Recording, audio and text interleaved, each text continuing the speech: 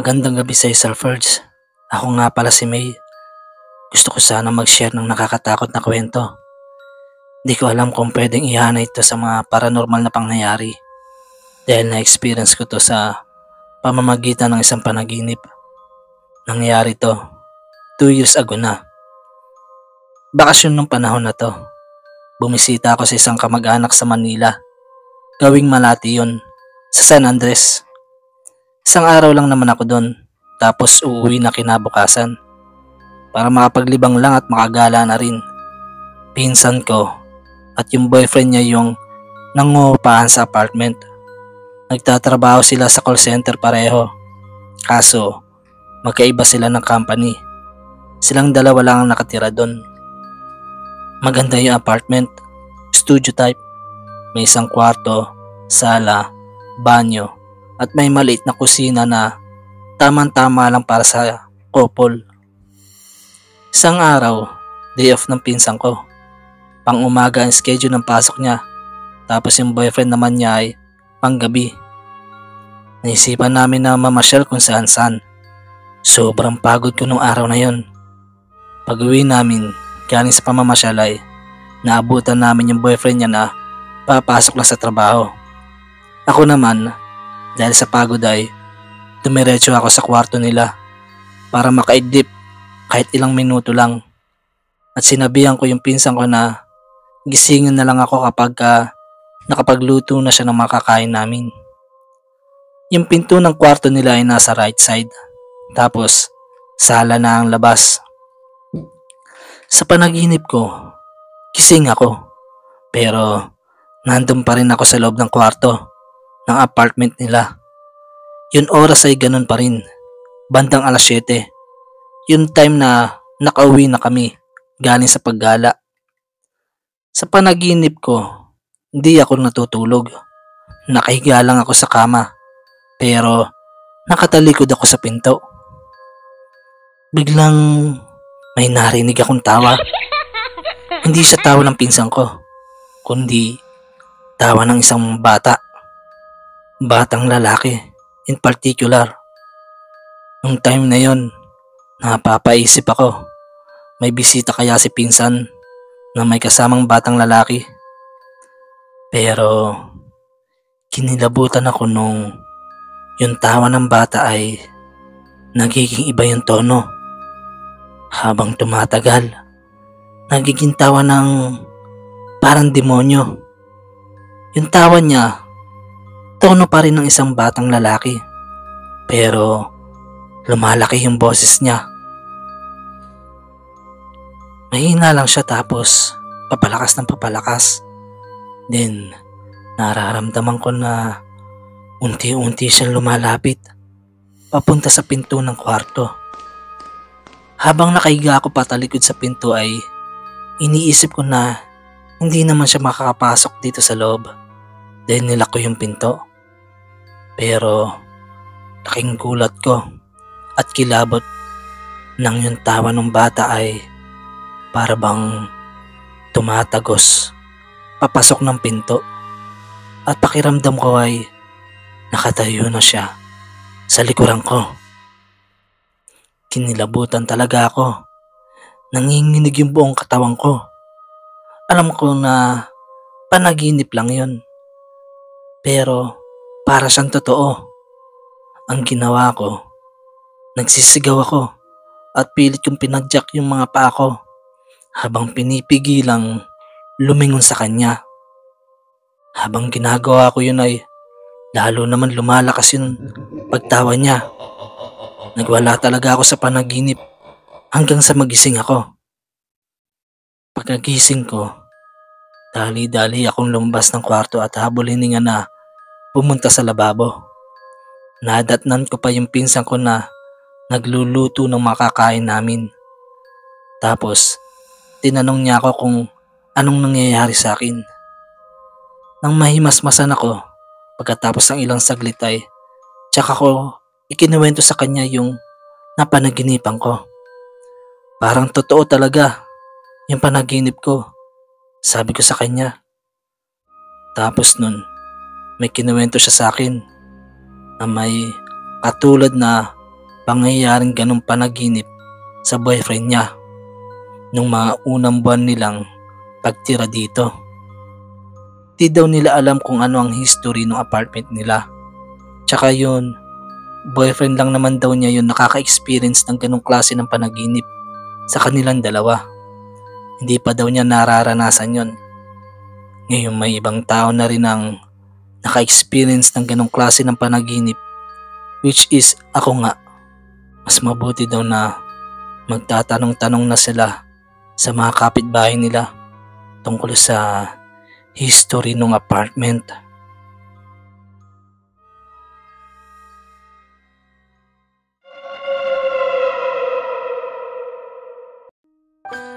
Nga pala, Sir Ferds, may nakakatakot akong karanasan na gusto ko sana ibahagi sa inyo. Madalas mangyayari sa akin to nung kabataan ko. Pero ngayon na may pamilya na ako ay di ko inaasahan na mararanasan ko uli yung ganitong klase ng pangyayari. Gusto ko sana magkaroon ng kasagutan kung bakit ko to nararanasan. Alam ko na hindi lang naman ako ang nakakaranas nito. Kung may mag-comment man sa inyo tungkol sa ganitong pangyayari at makakasagot nito ay masaya akong malaman kung ano to. Ito yung pinaka-recent na pangyayari sa akin. Taong 2023 nung nagkasakit ako. Ilang araw akong nilalagnat kaso kahit anong gamot ang inumin ko sa trangkaso ay di pa rin nawawala. Hanggang isang gabi ay pasintabi po sa mga kumakain. Umihi ako at imbis na tubig ang lumabas ay dugo na ang lumabas.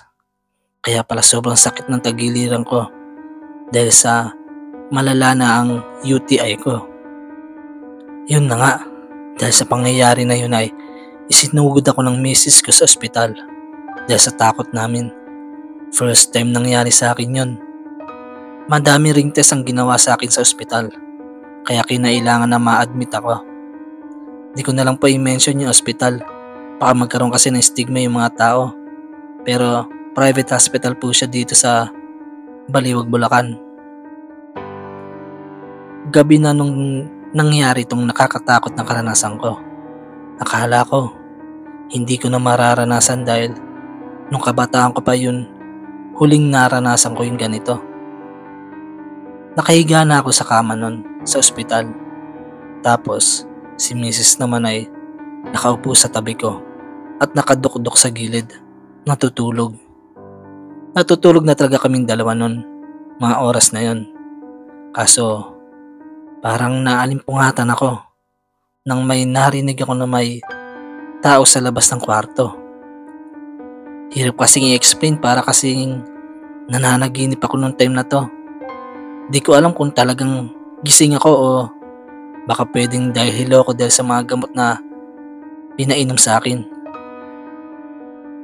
Sa panaginip ko nga, gising ako. Tapos nakatingin ako sa pinto. Yung buong kwarto ay maliwanag naman dahil sa ilaw. Pero mausok siya. Nakikita ko yung misis ko na natutulog sa tabi ko. Pero di ko magawang hawakan siya. Hindi ako makakilos. Yung mga mata ko lang ang nakakakilos. Parang comatose. Nakatingin ako sa pinto na napapaligiran ng usok ng may makita ko na unti-unting imahe ang nabubuo. Sumisigaw na ako para magising si Mrs. Kaso walang boses ang lumalabas sa akin. Habang ginagawa ko yun ay naaninagan ko na dahan-dahang may rumirehistong imahe ng isang babae na nakaitim na damit. Nang mabuo yung imahe niya ay isang matandang babae na namamayat na. Maputla yung balat tapos yung mga mata ay kulay itim. Yung tipong wala nang kulay puti. Ganon yung mga mata niya. At nakasuot siya ng itim na dress at may itim na belo rin.